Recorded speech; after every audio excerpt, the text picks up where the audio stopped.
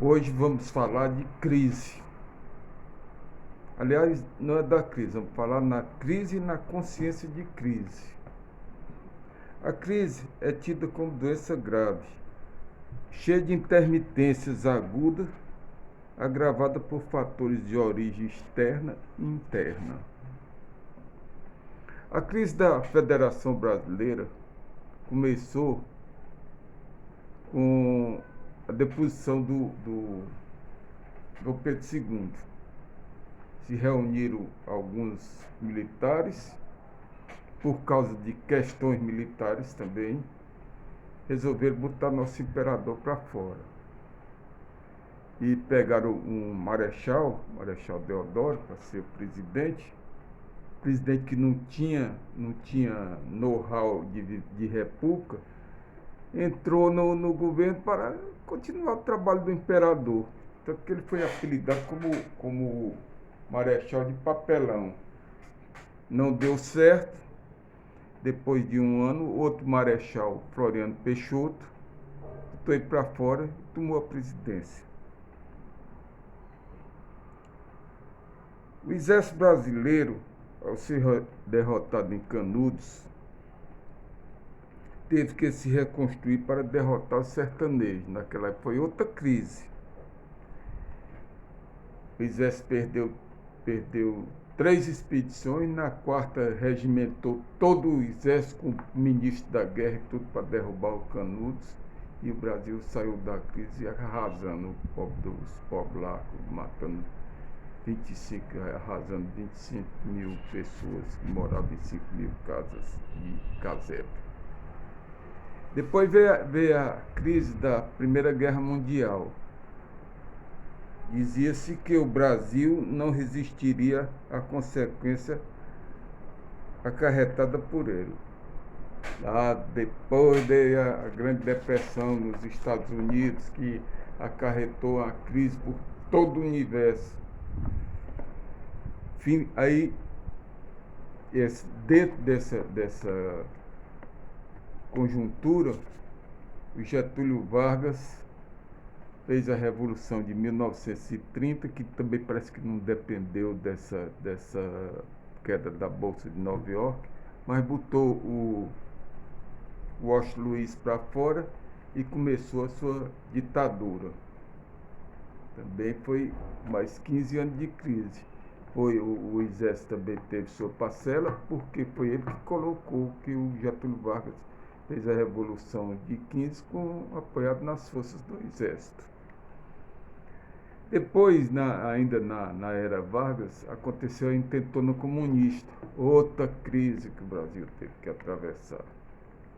O exército caiu de mão de pau em cima dos comunistas e massacrou, acabou com a farra dos comunistas.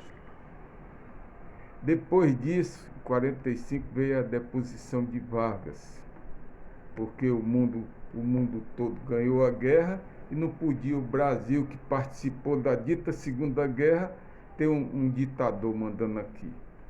Outra crise que o Brasil passou por causa da política, né? Depois veio o suicídio de Vargas. O Brasil quase que não se reconstitui. O presidente foi uma crise danada na política, porque o Carlos Lacerda, que era o inimigo do Getúlio Vargas, a turma lá do Palácio quis fazer o serviço lá nele, matar ou alguma coisa, dar uma lição a ele, e pegou, foi num oficial da aeronáutica que levou as forças militares contra o presidente, que não teve mais saída e suicidou-se.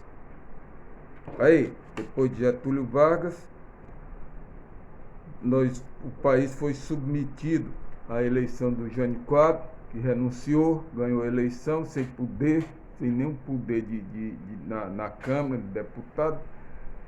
Se candidatou até pela UDN, mas não teve sustentação. Com alguns meses, não completou nem um ano de mandato e foi para fora. Outra crise. Chegou o João Goulart.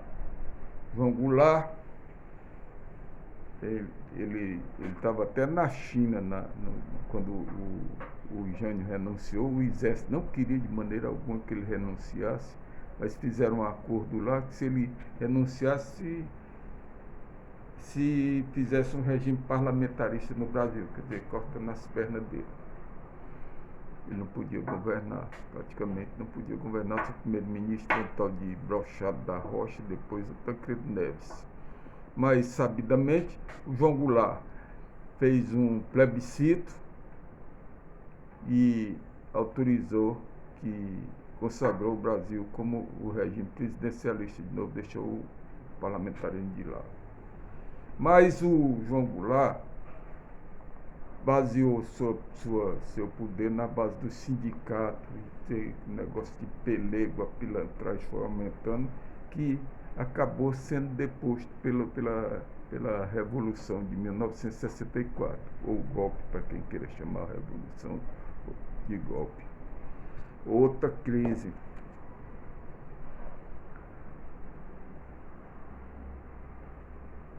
E nessa revolução que tomou o poder, o povo ficou completamente refreado diante de uma tal de linha dura do índice 5, que botou deputado para fora, botou ministro do STF para fora, fez o que queria, eles tinham poder na mão, né? Depois o Brasil começou a subir, né, dentro da Revolução, mas em 1972 veio a crise do petróleo, lá vai o Brasil entrar em outra crise de novo. Aquele negócio o milagre brasileiro acabou com essa crise do petróleo de 1972. Aí, em 1983, o país teve uma grande recessão. Em 85, teve a transição do governo militar para o civil. E entrou para ser presidente, com a doença do Tancredo Neves, entrou Zé Sarney, de triste memória. Em 1966, em 1990, quando Sarney deixou o Brasil, o deixou no fundo do poço. Em 1992, a desordem foi grande. O Brasil totalmente corrompido, devassa, desmoralização, casa da Dinda, e o impeachment do Collor. A indústria brasileira não... Aí veio a globalização. Todo mundo dizia que a indústria brasileira não suportaria a globalização. Isso em 1995. Em 2007, deu um pulo já bem grande, para não estender muito, veio o mensalão do PT. Em 2008 veio aquela insolvência dos bancos nos Estados Unidos, que repercutiu no mundo todo, mas aqui no Brasil, como o Brasil passou aqueles 10 anos dos países tudo aumentando seu PIB, o Lula falou que isso aí para ele não era onda, era as marolinhas, né? E aí começou a hegemonia da China ameaçando a produção nacional. Aí começa a quebra de país europeu, confusão geral, chegou a Lava Jato. Lava Jato, todo mundo sabe da história da Lava Jato, se concentrou no PT. Eu acho que porque tinha que ter um começo. Começar no PT, depois começava nos outros partidos, mas não podia estar começando tudo de uma vez. E derrubou mesmo, ele derrubou o PT, prendeu o Lula, fez o que fez. Mas, e depois dessa coisa aí, veio os problemas aí da Dilma Rousseff, né? Aquelas pedaladas da Dilma Rousseff, deixou o Brasil mesmo no fundo, novamente no fundo do poço. O Brasil não tinha mais jeito. Aí veio o impeachment e o Temer. O governo do Temer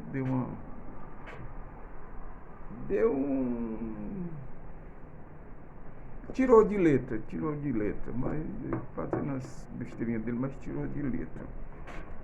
E agora vem essa onda aí da nova onda, a NON que chama, né? Nova onda internacional, que o Brasil está sujeito a ela, com um negócio de Fórum de São Paulo e a China querendo mandar em tudo. e o Brasil atravessando essa crise com o presidente Bolsonaro, que ganhou a eleição sozinho, sem a ajuda de ninguém, e está escapando aí. Mas o que é que a gente pensa da crise? A crise tem que ser enfrentada. A crise tem que ser enfrentada. Aí aqui tem a consciência da crise.